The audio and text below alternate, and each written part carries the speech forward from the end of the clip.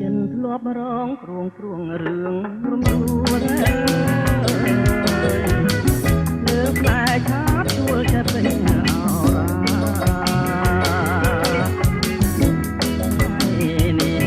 បានយល់គាត់ចិនបុផាដែលមាននាមថាចំបាក៏ថ្មីសូរិយាទុនទៀបហៀបអស្ដងទោសាញរលត់សបំលេងរេ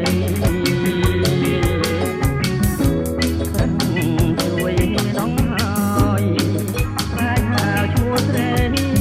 សូមអូនប្រណីមកចំឡង